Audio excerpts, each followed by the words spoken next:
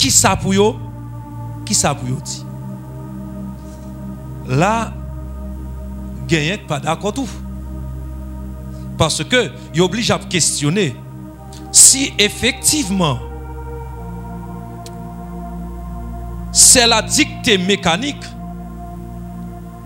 la Bible n'a pas de différence de style.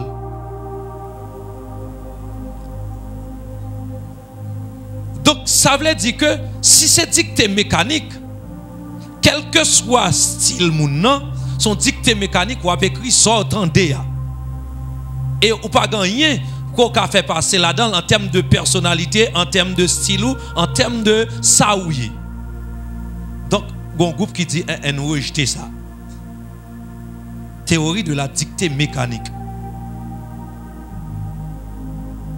Et yo vini, yo dit que nous même n'a vini avec une autre théorie de l'inspiration que yo relé, théorie de l'influence au niveau de la pensée. Théorie de l'influence au niveau de la pensée, selon théorie ça, Dieu a exercé son emprise sur les auteurs à toutes les étapes du travail, sans pour autant leur dicter le message. Selon théorie de l'influence au niveau de la pensée, Monsieur Sayo dit que tout au cours de travail là, bon Dieu li exercer emprise li sous chaque monde qui pral écrit texte. Mais bon Dieu pas dicté yo message là mot à mot. Et raison yo pral bay c'est que Paul écrit dans un style différent de Jean. Raison yo pral bay encore. Luc, comme un historien, Luc a fait des recherches pour l'écrire le message. Donc, nous sommes capables de voir que est-ce que théorie de la dictée mécanique, c'est à nous. Est-ce que influence au niveau de la pensée, est-ce que c'est ça que Dieu fait? Même dit que les théologiens dans la déclaration de Chicago, ils font aveu, ils disent que le mode d'inspiration divine reste pour nous un mystère. Son mystère. Comment Dieu fait? C'est comme si nous disions, nous ne pas connaissons. Mais ça ne connaît que Dieu inspiré dans le monde pour que nous message. Et à partir de ça, l'inspiration, je vais parler de étendue de l'inspiration divine. C'est en d'autres termes, il a posé des questions pour dire, mais à quel point le texte est inspiré de Dieu? À quel point, à quel niveau la Bible est inspirée de Dieu? Encore une fois, il y a un débat sur ça. Et n'est venu encore avec des théories sur l'inspiration divine. Rapidement, parlons de toi. Il y a une inspiration partielle, théorie de l'inspiration partielle. Il y a une théorie de l'inspiration verbale et théorie de l'inspiration plénière.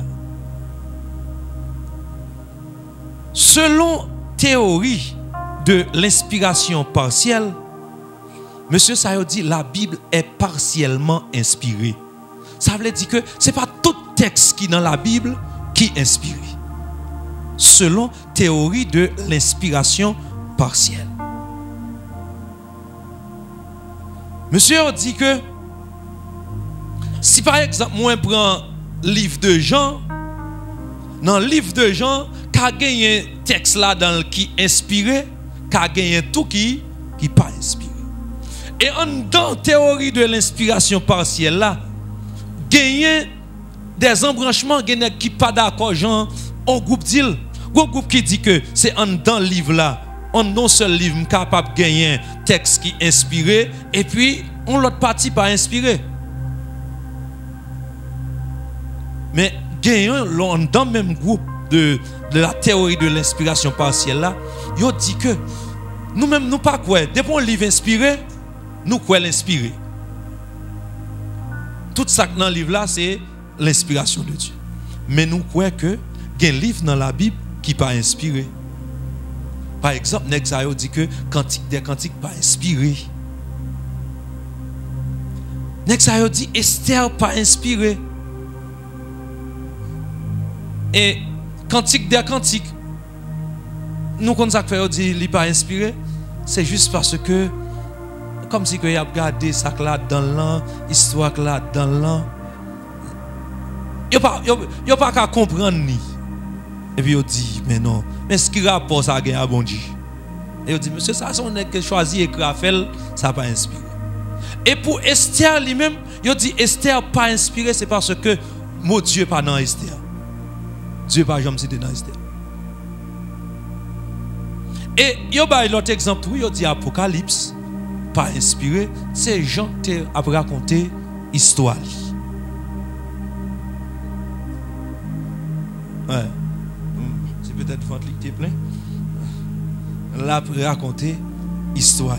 Et en dans même inspiration, théorie de l'inspiration partielle là, on l'autre groupe qui dit texte qui est inspiré dans la Bible, c'est texte qui concernait les vérités spirituelles.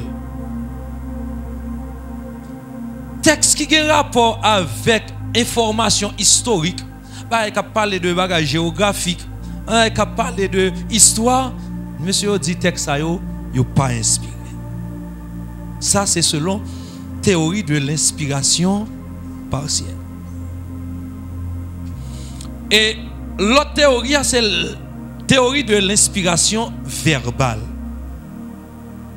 Et selon théorie de l'inspiration verbale, il dit que les auteurs de la Bible, moun qui a écrit la Bible, ils ont été guidés par Dieu jusque dans le choix des mots qu'ils ont à utiliser. Théorie de l'inspiration verbale. Il dit même mots moun yo a utiliser et bon Dieu dit même mots bio écrit. Ça c'est théorie de l'inspiration verbale. Elle dit que si que Jean a écrit le, et bon Dieu pour dire Jean et le pour écrire. Ça c'est selon théorie de l'inspiration verbale. Même mot yo, c'est bon Dieu qui dit même mot pour nous écrire. Nous on s'assembler avec théorie de la dictée mécanique, pas vrai? Non, Dieu dit mais ça veut écrire. Et théorie de l'inspiration plénière. La théorie de l'inspiration plénière, théorie ça, il dit que, et c'est là, moi avec nous devons chita. Selon théorie ça, toutes les parties de la Bible sont inspirées au même degré. Quel que soit Genèse jusqu'à Apocalypse, quel que soit santé jeune là-dedans, tout net yo inspiré au même degré. C'est-à-dire que selon l'inspiration plénière, la théorie de l'inspiration plénière, donc l'inspiration ne se limite pas à certains livres ou à quelques portions de la Bible. Donc la Bible est totalement inspirée de Dieu. Et c'est ça Paul lui dit dans 2 Timothée 3 verset 16. Toute écriture est inspirée de Dieu. Et dans 2 Pierre 1er verset 20-21, apôtre Pierre dit c'est poussé par l'esprit. C'est-à-dire que Dieu utilisait des hommes, Dieu utilisait l'homme comme meilleur pilman pour que lui capable de parler avec l'homme. Et maintenant, si la Bible c'est la révélation de Dieu, si c'est effectivement Dieu qui s'est révélé à l'homme à travers la Bible, et si la Bible est effectivement inspirée, de Dieu. D'où l'importance de l'inhérence de la Bible. Bon Dieu béni. L'inhérence de la Bible. La doctrine même, la doctrine de l'inhérence, à travers la Bible même, au niveau de la théologie, c'est une doctrine, c'est l'un des sujets les plus controversés. La doctrine de l'inhérence de la Bible.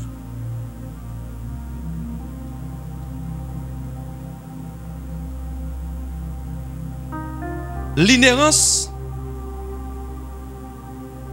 par sa définition, veut dire que la Bible est sans erreur. La Bible est exempte de toute erreur dans les manuscrits originaux. La Bible est exempte de toute erreur dans les manuscrits originaux. C'est ça l'inhérence de la Bible. La Bible est vraie. La Bible ne renferme aucune fausse déclaration. Il n'y a pas de fausse déclaration dans la Bible. Et certains sont persuadés que la Bible ne contient pas d'erreur et elle est infaillible. Pourtant, d'autres croient que la Bible contient des erreurs. Il y a des gens qui croient que la Bible gagne erreur là-dedans. Et en pile fois, ils chita sur des textes contradictoires que dit la Bible contredit tête. Si la Bible contredit tête, il gagne erreur. En passant, la Bible ne se contredit pas. Si un texte qu'on ouais, peut comprendre, continuez à lire parce que même Bible a une explication de lui. Même Bible a dit que sans sorte lire on pas de comprendre mais ça le dit. Donc la Bible pas gagné comme déclaration qui est fausse. Ça veut dire que la Bible n'est pas contraire avec réalité. La Bible pas gagné contraire avec réalité. La Bible ne contient pas de faute. La Bible ne contient pas de faute. Pas de faute dans la Bible. Pas de faute dans la Bible. Aucune faute. En d'autres termes, pas gagner des affirmations erronées dans la Bible. Il n'y a pas d'affirmations erronées dans la Bible. La Bible ne contient pas, ou bien la Bible ne comporte pas de fraude. Comment ça veut dire? La Bible n'a pas de fraude là-dedans, c'est-à-dire que la Bible ne contient pas des énonciations mensongères, délibérées dans le but d'induire les gens en erreur. Pas de bagaille comme ça dans la Bible. La Bible est vraie. Et l'inhérence même de la Bible, qui veut dire que la Bible est sans erreur, suppose que la Bible manifeste parfaitement son exactitude. La Bible est exacte. Ce que la Bible dit, c'est oui et oui et oui.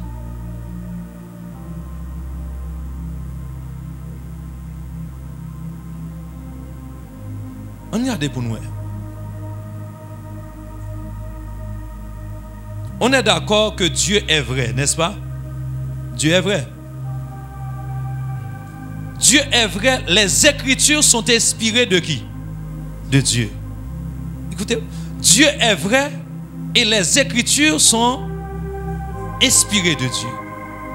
Est-ce que maintenant, pendant que Dieu est vrai, quelque chose de faux a sorti de Dieu?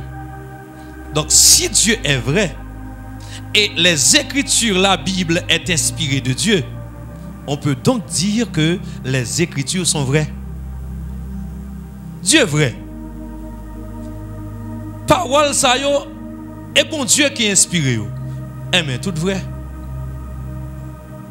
Tout vrai. Oui. Et la Bible est inhérente parce qu'elle est inspirée. Mais oui, la Bible est inhérente parce qu'elle est inspirée. La Bible est sans erreur.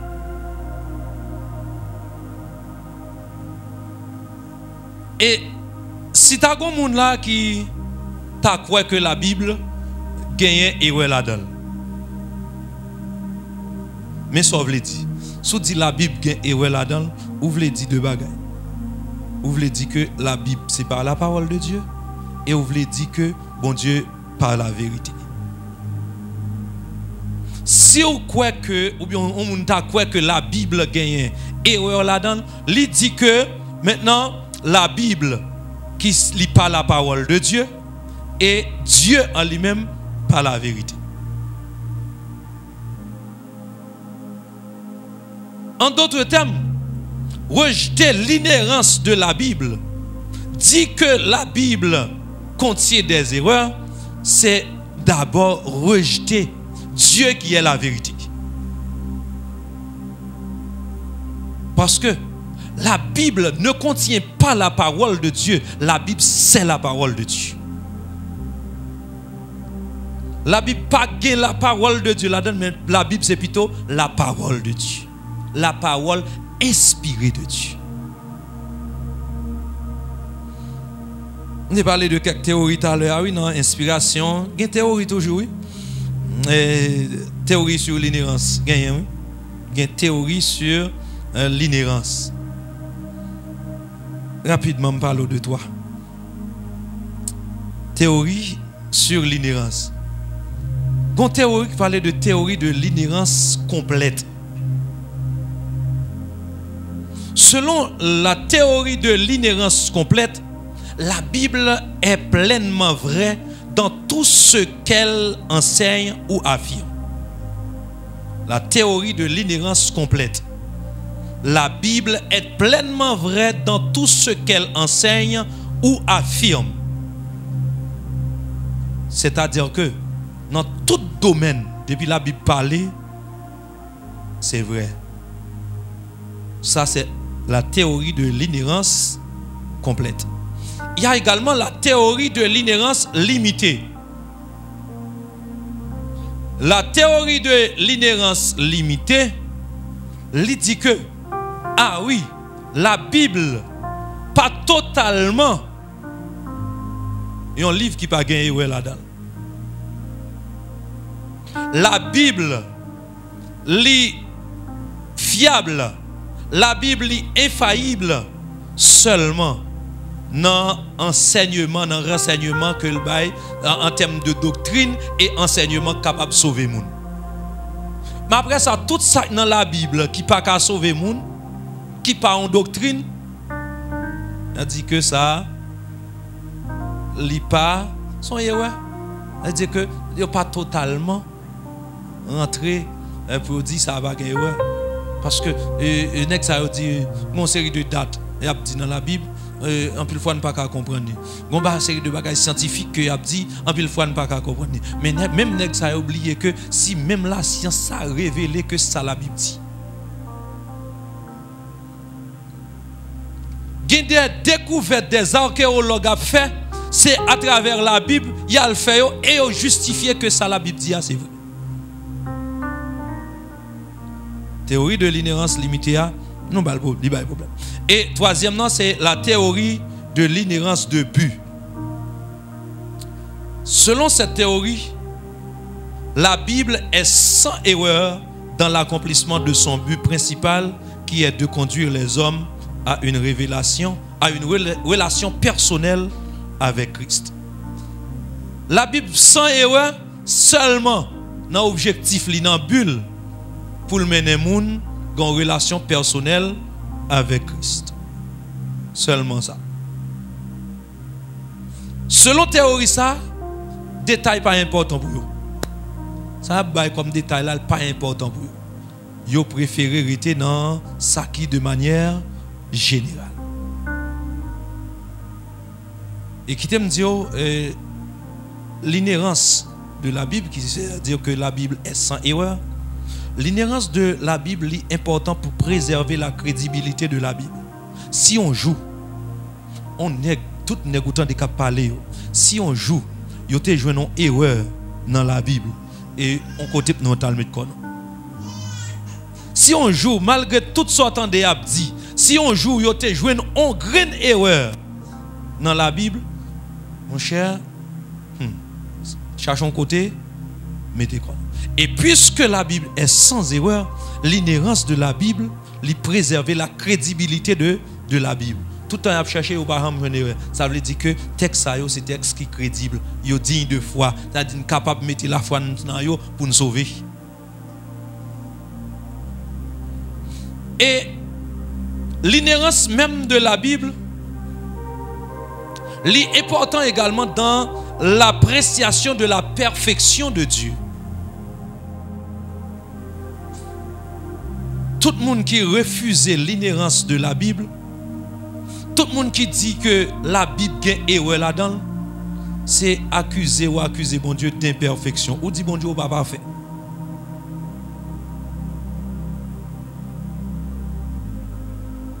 Refuser la doctrine de l'inhérence de la Bible, c'est accuser Dieu d'imperfection. Et dit bon Dieu, moi, et même j'avais mon pas parfait. L'homme mouillé même j'avais.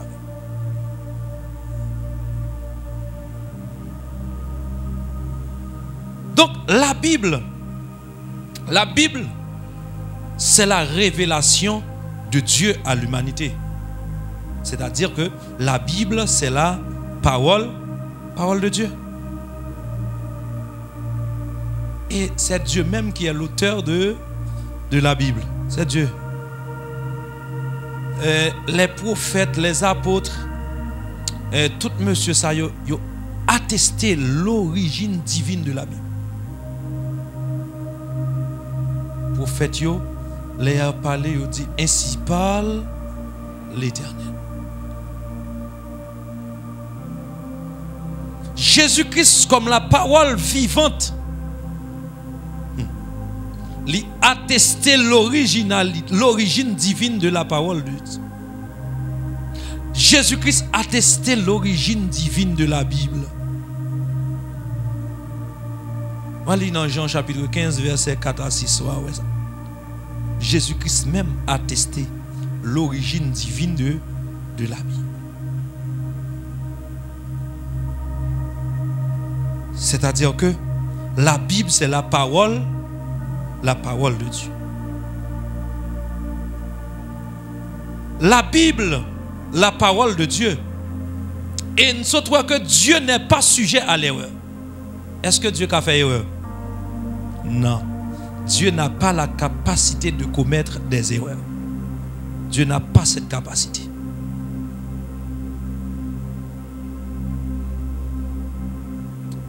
Nous rappelons dans Nombre chapitre 23, dans l'histoire Balaam, non? Particulièrement dans Nombre 23, verset 19.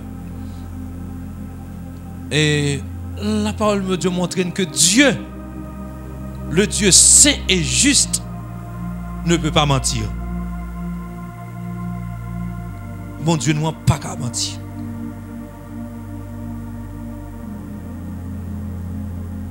Et à travers Jean chapitre 17, donc verset 17, encore prouvé que Dieu ne peut pas mentir. Dieu n'est pas sujet à l'erreur. Dieu n'a pas qu'à faire erreur. Attendez? Dieu n'a pas qu'à faire erreur. Maintenant, si la Bible est la parole de Dieu, et si Dieu n'est pas sujet à l'erreur, on peut donc conclure sans embâche que la Bible est sans erreur dans tout ce qu'elle renferme. Que le Seigneur vous bénisse.